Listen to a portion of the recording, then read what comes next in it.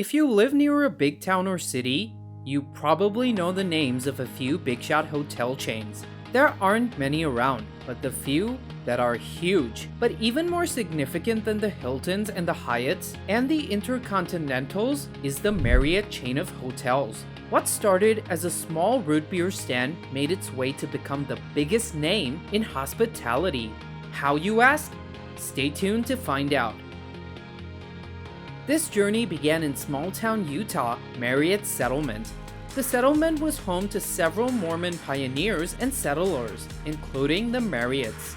John Willard Marriott was born in 1900, and as he grew up, he often found himself spending his days on the family farm. He helped them raise sugar beets and sheep, and these moments were significant in shaping him into a responsible young man with a bit of an entrepreneur inside. When he was only 13, he grew lettuce on several acres of the fallow farm on his own. When harvest came, this set the Marriotts richer by $2,000. John's father was quite proud, and with this newfound confidence, even gave him tickets to go to San Francisco by rail to sell 300 sheep, all on his own. When John turned 19, he got inducted into the local branch of the Mormon Church. He was sent to New England on his first mission. He had to stop at Washington, D.C. on his way back, where he decided to do a little sightseeing, from the Capitol to the Washington Monument and then the Lincoln Memorial. It was a warm summer day, and amongst the city's bustle, John noticed something that was going to change his life in the coming years. He saw a pushcart vendor who was selling lemonade, soda pops, and ice cream. The tired crowd would swarm into the peddler, and quite soon, having run out of everything, the vendor would be forced to go and restock. For some reason, John's mind clicked at this observation, and it stayed with him for a long time. Not long after, John joined Weber College, from where he graduated in June of 1923, after which he was immediately offered a job by the college professor, one he took on gladly. After some time though, he dreamt of becoming his own boss. Maybe it was days of teenage competence, but he was drawn towards entrepreneurship. John had heard of his cousin's A&W root beer franchise, and having had that unforgettable experience in Washington, he decided to buy a few of his own. And then he never had to look back. In 1927, he bought franchises in Washington, D.C., Baltimore, and Richmond. He then moved back to Washington to start his root beer stand, one that only had 9 stools. 2 weeks later, he went back home, this time with a different purpose in mind.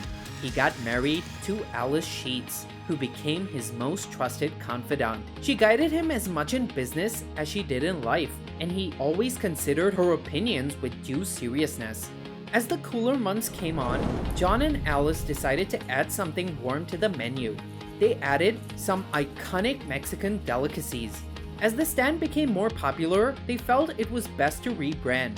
From that day onwards, their philosophy became the Hot Shop, and they expanded and rebranded into a family restaurant.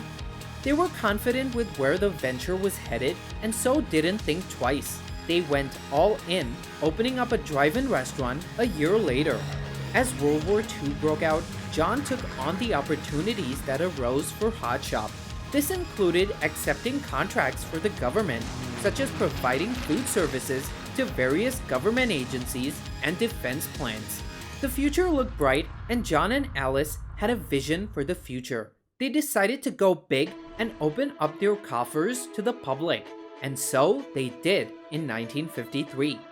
4 years later, they went on another bold route, this time starting their first motel.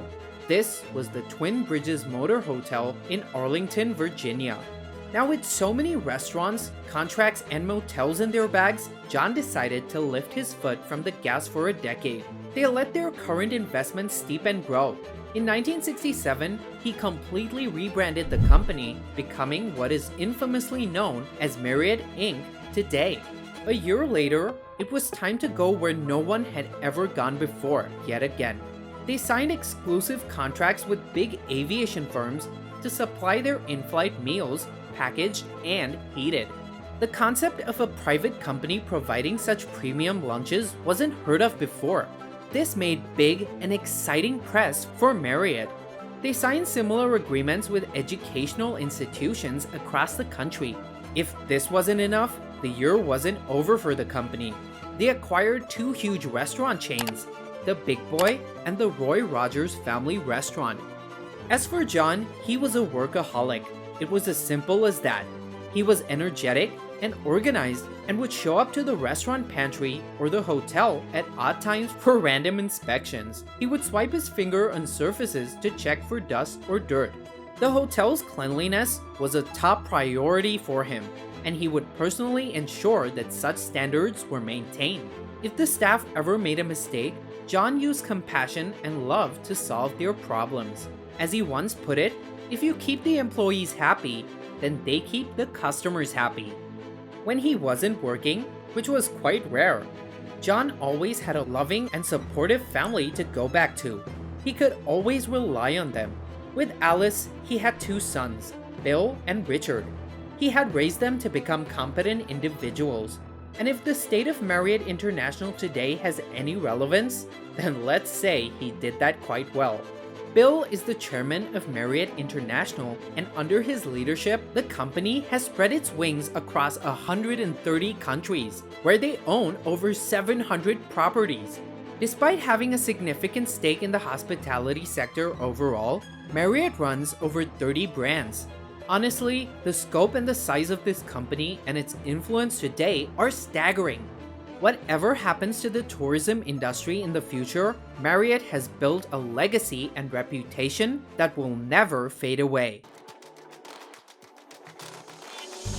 If you enjoyed this video, consider hitting the like and subscribe buttons. It does wonders for the YouTube algorithm, so more people can see our videos and so that you can be notified when we launch our next video. We try and put out at least one new one per week, and as you can imagine, the research and editing alone of these type of videos takes us close to 18 hours. So we would really appreciate it if you could also check out our Patreon. For just $1 a month, you can support our work.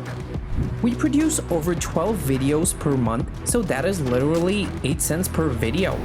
Thank you so much, and we'll see you at our next unmasking.